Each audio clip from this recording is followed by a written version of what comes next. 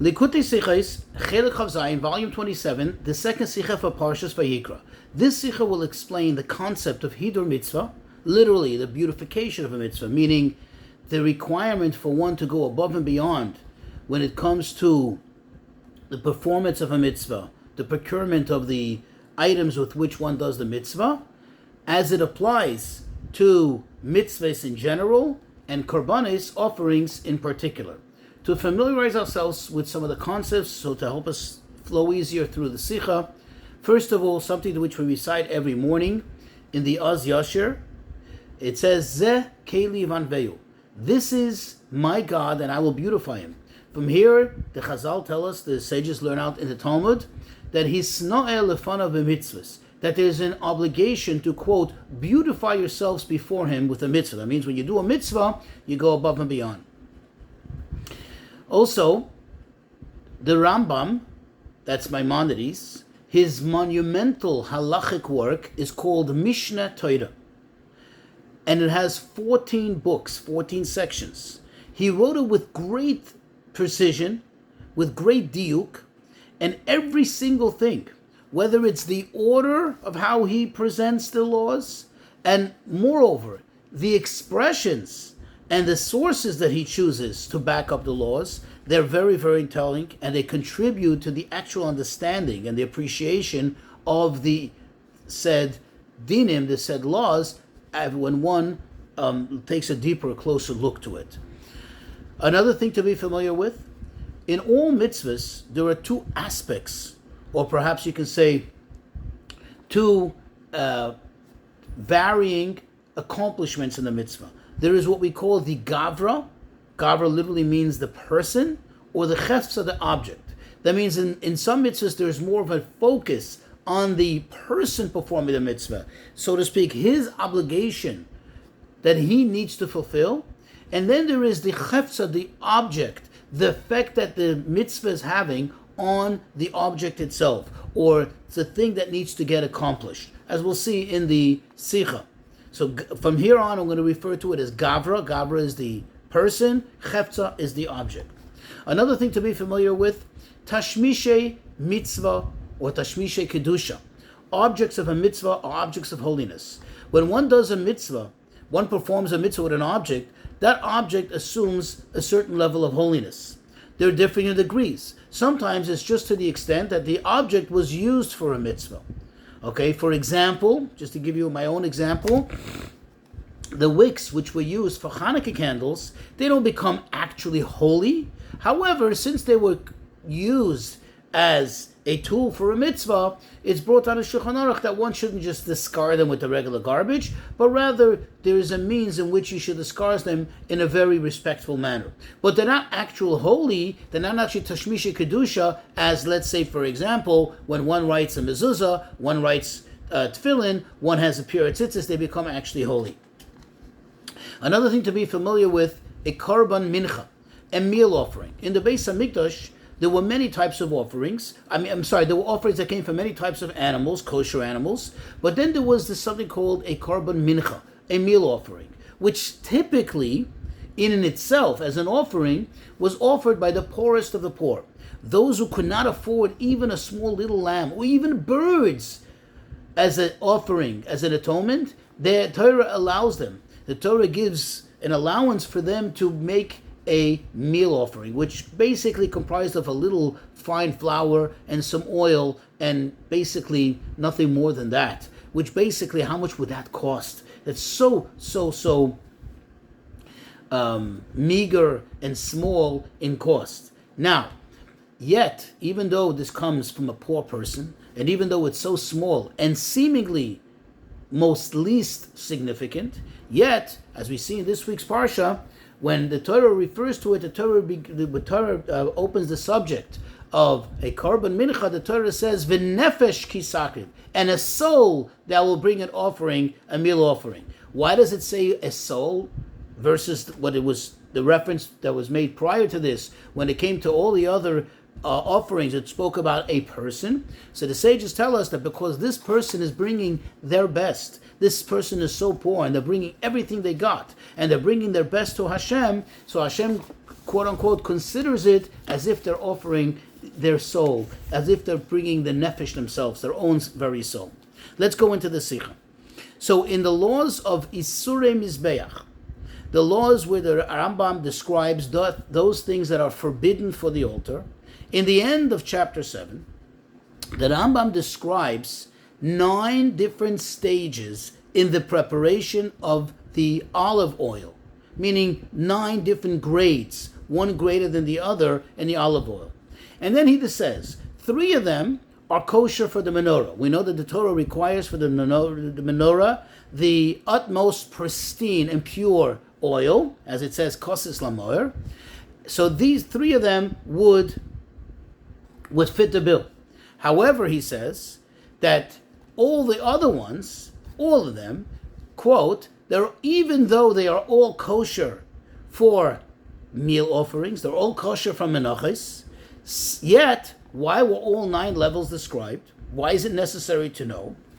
So he says, because it's important to know the order of priority, the different levels, to know which one is more pure than the other, which one is more refined than the other. And let's put it in the Rambam's words. And if at the end of the day they're all kosher, they all suitable for menachos, for the meal offerings, right? Why would it be necessary to describe all the levels? So he says, in order to know which one is the greatest, that there's no one greater than it. Because why? One who wants to make himself more merititious, one wants to make himself better, one wants to do the best. He should yakuf es yitzray. He should subjugate his yetzer hara, his evil inclination, and he should bring his korban from the best. He should bring it from the most choicest and the best that there is, that's possible to bring, meaning that there isn't that kind of what he's bringing it. And he continues, it says in the Torah, that Hevel, if you recall the story right in the beginning in the book of Bereshis, where the scribes of the 2 brothers each brought their korban, so it says, Vehevel hevi gam hu, and Hevel, he too brought from the choicest of his sheep, and from the superior ones. And what does it say? Vayisha Hashem el Hevel vel minchasai. And Hashem turned to Hevel and to his gift offering. Said then the Rambam continues, and he says, not only is this so when it comes to korbanos, but this same rule, this same principle applies to any time that someone is doing something for Hashem, that he should always do it from the most beautiful and from the best. And he gives several examples. If you're building a house of prayer, you're building a shul, it should be nicer than your own dwelling place. It should be nicer than your own home. If you're feeding the hungry, always feed them from the best and the sweetest, the tastiest from your table. If you are clothing the naked, you're clothing those who need to be garbed, you should always give them from the most beautiful of your garments. If you sanctified something, you consecrated something, hiktish davar, you should always consecrate it from the best of what you own. And as the Rambam concludes, it says, Kol chelev laHashem. The best always goes to Hashem. So this basically is the halacha that the Rambam brings at the end, towards the end of Hilchos Isurei Mizbeach. Now we need to understand, already in the beginning of this chapter, the Rambam already mentioned this idea, this requirement to always bring from the best. If you look actually in the very first paragraph, in the very first halach of this chapter, he writes as follows: not everything that is not unacceptable could one bring. That means it's not just, okay, if it's acceptable, you can bring it. But rather, you should always try to bring from the choices, from the best. For example, let's say if one is obligated to bring a korban oila, he shouldn't just bring a sheep, a lamb, which, passes the mark because it's technically not a Baal Mum, but it's kachush, it is all weak, it's skinny and ugly. You shouldn't suffice with that, but rather you should bring it from the very best. And the Rambam concludes, where do you learn it from? Where do we know it from? Because it says, Mifchar nidarecha. In Chumash Devarim, in chapter 12, verse 11, it says that you should bring from the best, the choicest of your vows. Meaning you should always bring the best.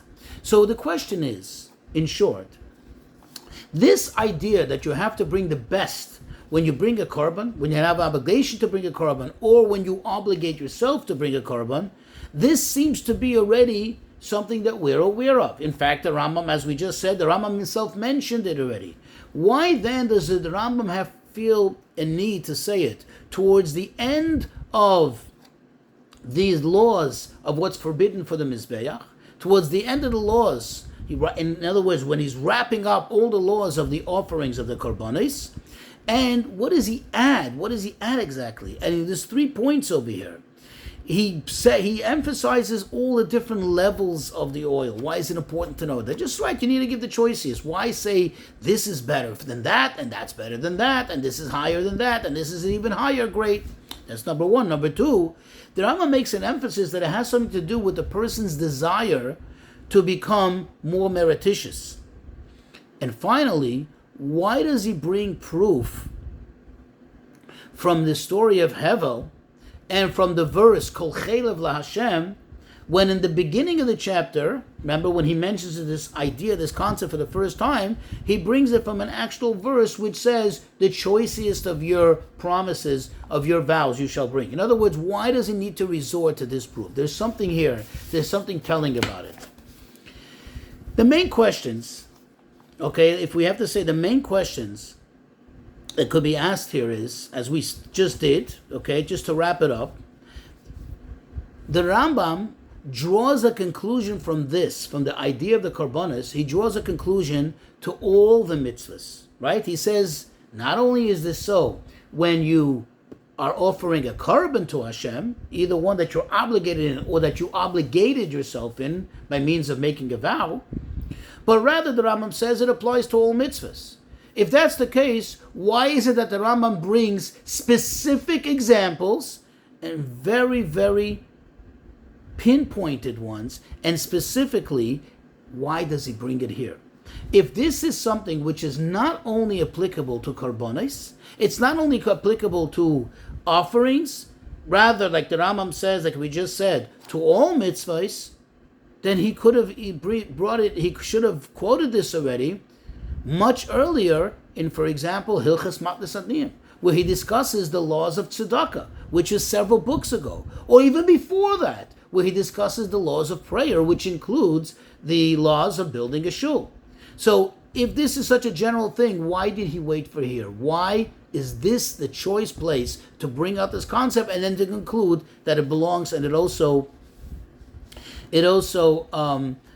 applies to all the mitzvahs? Now, it would seem that the difference between the beginning of the chapter, of these laws, and the end of the laws, it can be explained away very easy, very, very, very simply. Because in the beginning, meaning in the first time the Rambam mentions this idea, this requirement of bringing the best, he is more focused on the chefza, the object of the mitzvah, and he's explaining to us what the object of the mitzvah. The object always has to be the best. And you can argue that here, at the end of chapter 8, the focus is, as he says, if a person wants to be more merititious, the focus is on the gavra.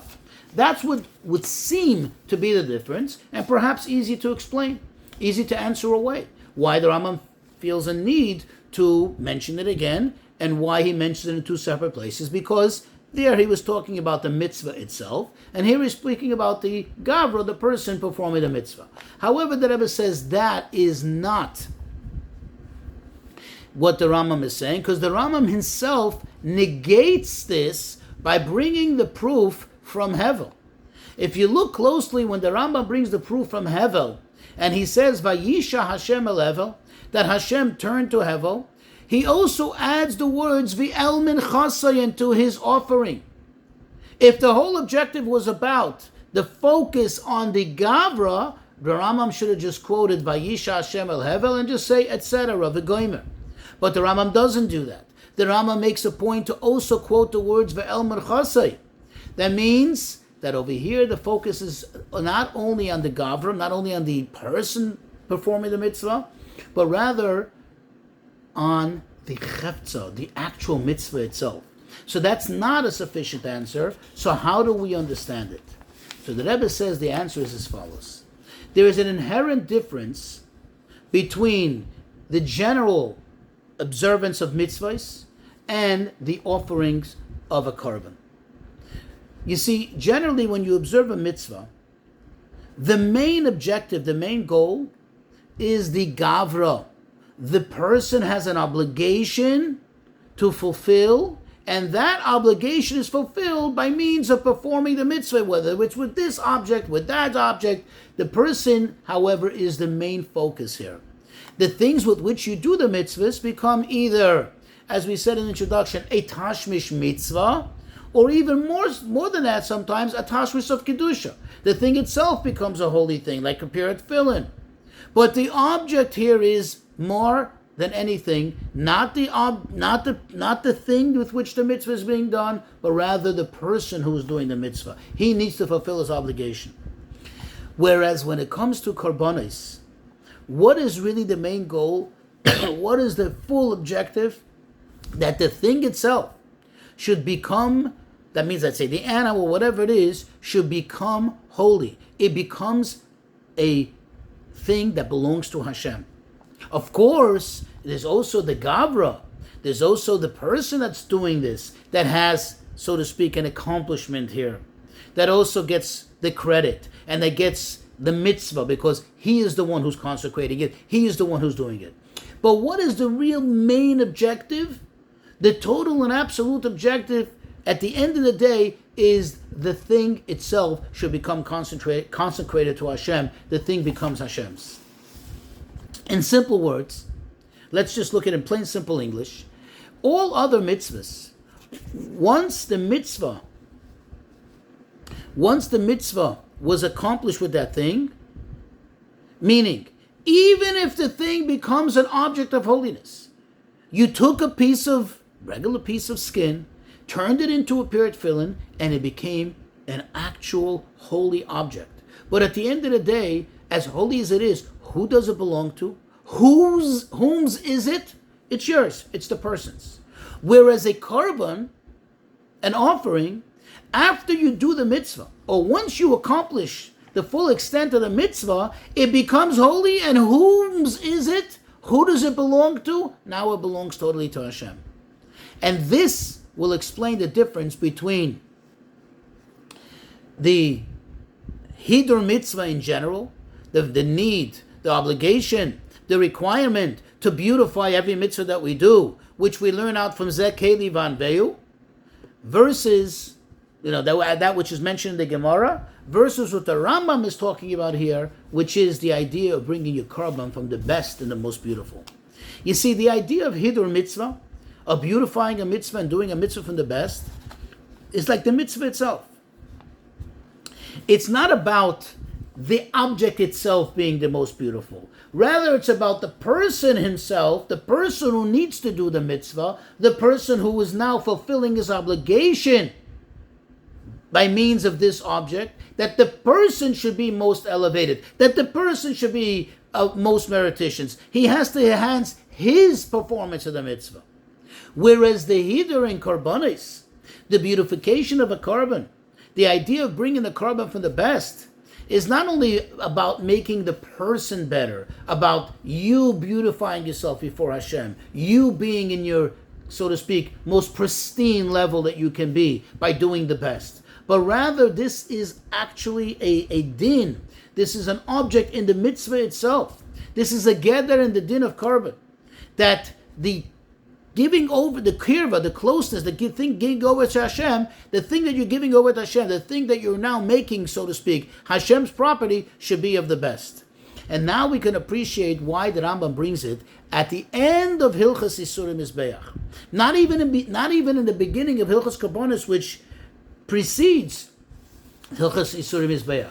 You see, because at what point does a korban become actually Hashem's? In other words, when a person consecrates a korban, he says, this animal is going to be a korban. It's still not fully and absolutely Hashem's, in a sense. Why? Because the person still has many steps of obligation that they have to do before it reaches the actual Mizbeach, before it actually goes up to Hashem. In other words, there's still some connection to the ownership of the person. The person has to see to it that it gets brought, that he has to lean his hands on it, then he has to get it slaughtered, and he has to get the blood collected and the blood sprinkled. There's so much that quote-unquote belongs to the person. So it's as if it's still his. But when you put it on the Mizbeach, that is when it completely becomes Hashem's. That's when it becomes absolutely Hashem's, which is the idea of the korban. And now we can appreciate why the Rambam brings specific examples for mitzvahs, specific examples, very specific ones, different than the ones that they are quoted in the Gemara as examples for things that you need to do, that you need to beautify when you do a mitzvah, that you need to do above and beyond and go for the best.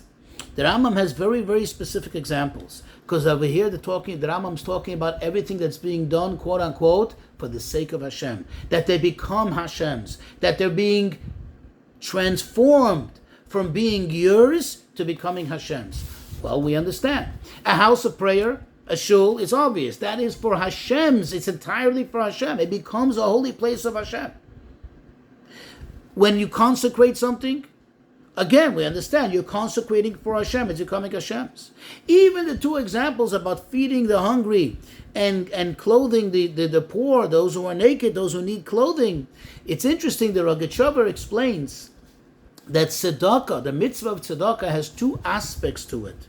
There's the aspect of mitzvah that there is in it, and there's aspect of kapora, of atonement. Now, what is really the main objective of kapora? What is really the main end goal of any type of atonement? Is that you become Hashem's, that you get close to Hashem's. In other words, the aspect of the mitzvah of feeding the hungry, of clothing the poor, is really ultimately about taking your money and making it Hashem's by means of giving it that person, and this becomes your kapara, and this becomes your connection to Hashem. So to conclude, we made a very strong connection between the Gavra aspect and the Chefza aspect, and this is highlighted when it comes to Karbanos. Remember, in a Karban, in an offering, there is the Gavra aspect, as we said. The Gavra, the person who's bringing the Karban, the person who needs to fulfill his mitzvah, his obligation to bring the Karban. But ultimately, what did we say? The emphasis in the Rambam is that there is the Chefza here. There is the object which becomes Hashem's. There's the object which really plays the greatest role here. In other words, the full and ultimate complete state of the holiness of the korban, when it is the best chefza that it could be, it is the best object that it could be, that contributes and becomes the reason, it becomes the catalyst for the true atonement for the Gavra. And this is how they both come together, and that's why the Rambam does mention the person, but he mentions it in a way that the main objective is the chefza, the object. And now we'll appreciate why the Rambam chose this type of korban, this type of offering, to bring this example. Namely, a korban mincha, a meal offering. There are many other offerings, and the same concept applies. So why is it that he's highlighting it here by korban mincha, when it came to the various oils as it applies to korban mincha? The answer is because by korban mincha it says, as we said in the introduction, v'nefesh kisakriv, and a soul that will bring its offering. Why? Because it's talking about somebody who has a feeling he's poor, he has nothing else to bring, he can't afford anything else, and he feels like he's giving his all. He's giving his all to Hashem. And the truth is that when he's giving his all to Hashem, and he realizes, he knows, he's aware, he's fully aware that what he's giving, even though it's his all, it's really nothing. It's just a little meager meal offering. It's nothing. It really takes up any space on the altar. It's so insignificant.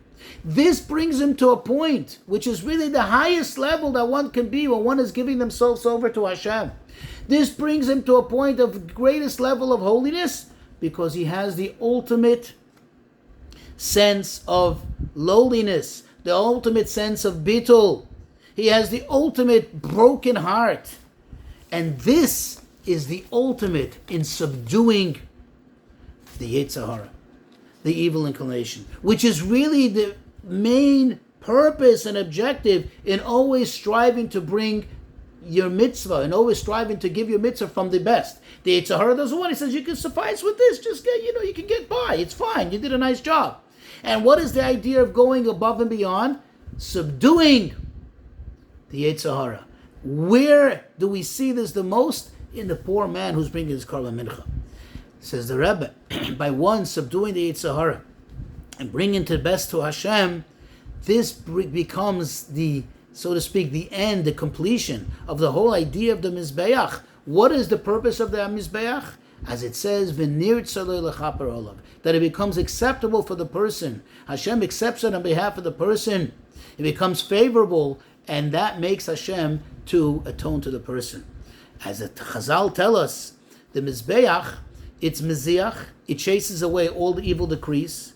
It also feeds the entire world. As a result of the Mizbeach, it brings sustenance to the world. And Umechavev, it makes the Jewish people cherished and beloved by their Father in heaven. And ultimately, it's Mechaper, it atones. And certainly when all this comes together, once the reason for why the Mizbeach doesn't physically exist with us is gone, meaning when we go and we subdue our Yetzer Hara and we accomplish this through our mitzvahs, and now the Yetzer Hara and his effect is gone, then of course we're all going to merit speedily to the coming of Mashiach and the rebuilding of the Mizbeach in the literal sense.